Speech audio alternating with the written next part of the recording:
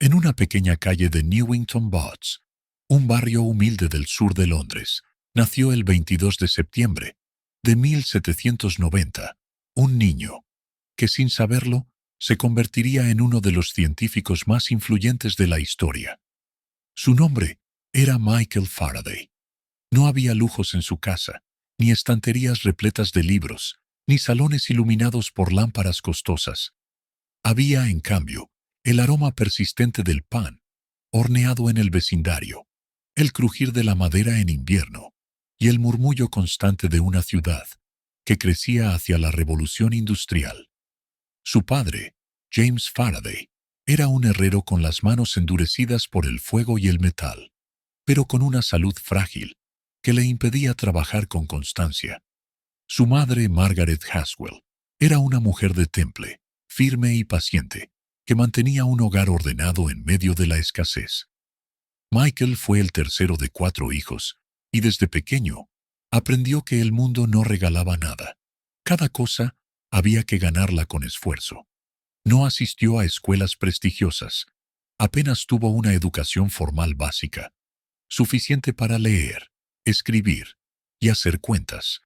Pero en su interior había algo que ningún maestro podía enseñar. Una curiosidad feroz, una necesidad casi física de entender el porqué de las cosas. Le fascinaban los pequeños fenómenos cotidianos, cómo la luz entraba por una rendija e iluminaba el polvo en suspensión, cómo el agua formaba remolinos al caer en un cubo, cómo los metales brillaban o se ennegrecían con el tiempo. A los 13 años, Faraday empezó a trabajar como repartidor de periódicos para ayudar a la economía familiar. Caminaba por las calles húmedas de Londres, con los zapatos desgastados, pero con los ojos abiertos a todo. Poco después, consiguió un puesto como aprendiz en la librería y encuadernadora de George Ribaud. Allí, rodeado de hojas impresas y olor a tinta, ocurrió algo que cambiaría su vida. Descubrió el mundo de los libros. No leía por obligación, sino con un hambre insaciable. Se detenía en textos de ciencia, filosofía y arte. Copiaba diagramas a mano y llenaba cuadernos con notas y observaciones. Cada página era para él una ventana a un universo distinto. Un día, hojeando un ejemplar de la Enciclopedia Británica, quedó cautivado por el artículo sobre electricidad. Aquellas palabras encendieron en su mente un fuego que no se apagaría jamás. Sin dinero para pagar cursos, Michael comenzó a asistir a conferencias científicas gracias a la generosidad de un cliente de la librería que le regaló entradas. Tomaba apuntes meticulosos y luego, en su tiempo libre, los copiaba con esmero en un cuaderno que encuadernaba él mismo. Esos cuadernos, modestos en apariencia, eran su tesoro más preciado, un mapa de su propia educación. En el silencio de la trastienda, mientras las hojas se secaban bajo el peso de las prensas, Faraday soñaba. Soñaba con entender la naturaleza, con descubrir secretos que aún nadie había visto, con contribuir de algún modo al conocimiento humano. No sabía cómo lo lograría, pero intuía que su camino estaba hecho de paciencia, trabajo y observación. En aquellos años, sin laboratorios ni títulos académicos, Michael Faraday ya estaba construyendo el fundamento invisible de su futuro. Una mente entrenada para mirar más allá de lo evidente. El joven Michael, con poco más de 20 años, seguía trabajando entre montones de papel y cuero en la librería de Ribaud. Pero su mente estaba ya muy lejos de aquel lugar. Las conferencias científicas que había escuchado lo habían marcado profundamente, y entre todas, una brillaba como un faro. Las de Sir Humphrey Davy, uno de los químicos más famosos de la época, miembro destacado de la Royal Institute de Londres. Faraday había asistido a varias de ellas gracias a entradas que le había dado William Dance, un cliente habitual. No se limitaba a escuchar. Transcribía cada palabra, cada experimento, cada observación. Su cuaderno de notas de aquellas conferencias era una obra de arte en sí mismo. ordenada, clara y encuadernada por sus propias manos. Este detalle no era menor. Faraday no solo absorbía conocimiento, lo cuidaba, lo pulía y lo presentaba con la dedicación de un artesano. Con un atrevimiento que solo da la juventud, decidió enviar ese cuaderno a Davy. No buscaba dinero ni reconocimiento inmediato, sino algo mucho más valioso, una oportunidad. Para su sorpresa, el prestigioso científico respondió. Primero lo recibió con amabilidad. Luego le pidió ayuda temporal para copiar manuscritos de sus investigaciones y finalmente, en 1813, le ofreció un puesto como asistente en la Royal Institution. Faraday aceptó sin dudarlo. Aquella institución era un templo del conocimiento, con laboratorios equipados y un ambiente intelectual vibrante. Allí, por primera vez, tuvo acceso a experimentos reales, instrumentos complejos y a un círculo de científicos que discutían ideas que hasta entonces solo había leído en los libros. Sin embargo, no todo era gloria. La transición de aprendiz de encuadernador a asistente científico no estuvo libre de humillaciones. Al principio, Davy y su esposa lo trataban como a un sirviente más que como a un aprendiz de científico. Durante un viaje por Europa, en el que Faraday acompañó a Davy como ayudante, se le exigió cargar equipajes y hacer tareas domésticas, recordándole constantemente su origen humilde. Pero Faraday no se dejó vencer por el orgullo herido. Observaba, aprendía y absorbía todo lo que podía. En París, conoció a André-Marie Ampère. En Italia, vio de cerca experimentos sobre gases y reacciones químicas. En Suiza, la magnitud de la naturaleza le recordaba que la ciencia era, en el fondo, un intento de descifrar lo inmenso.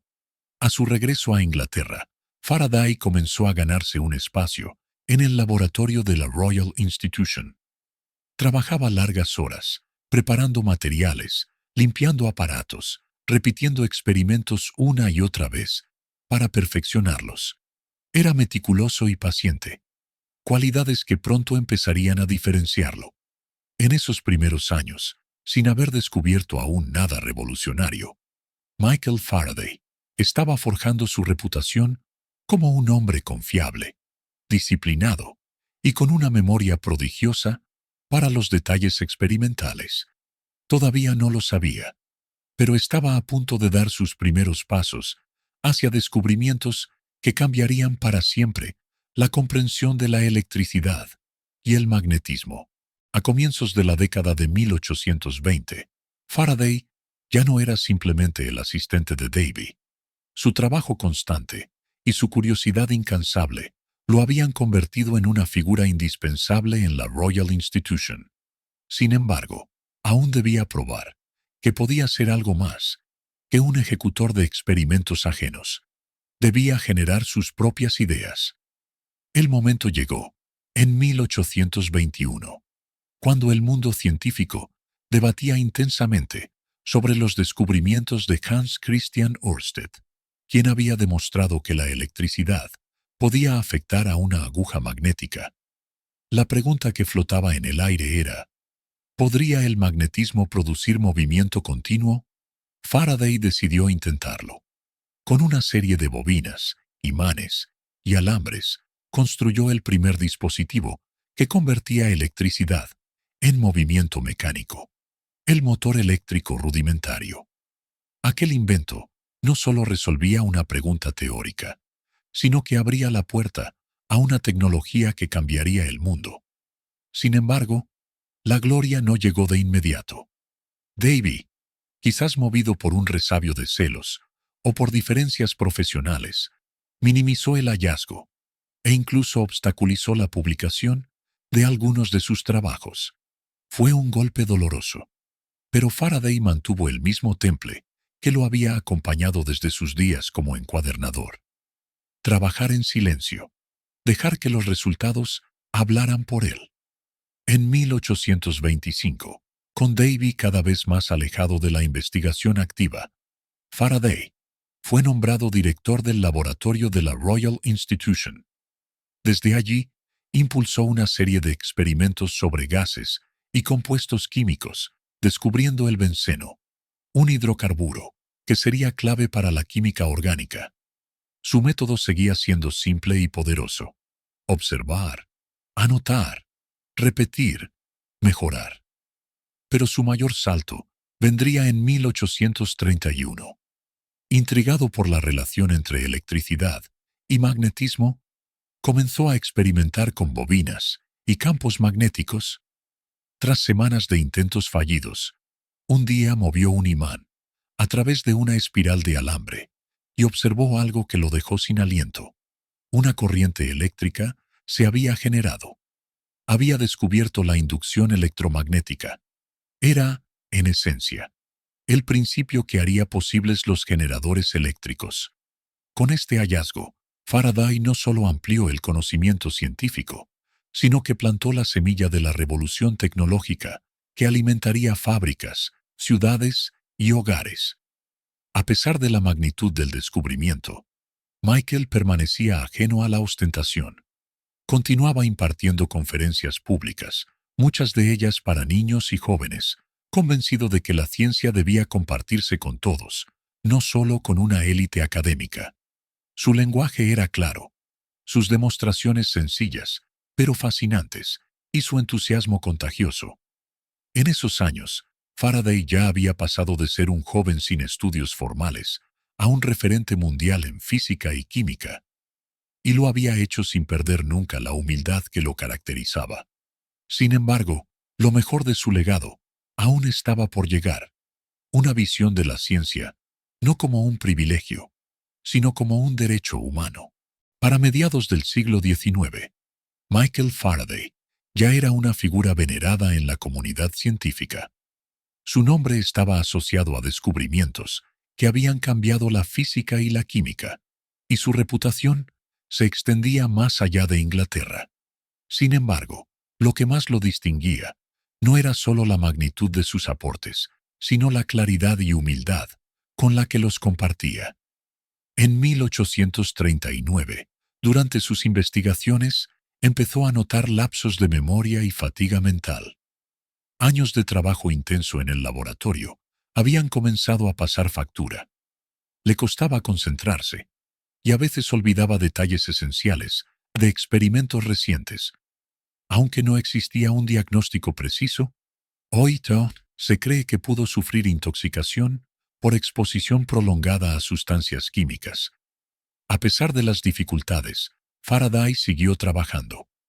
En 1845, descubrió el efecto que lleva su nombre: la rotación del plano de polarización de la luz bajo la influencia de un campo magnético, estableciendo una conexión profunda entre luz y electromagnetismo.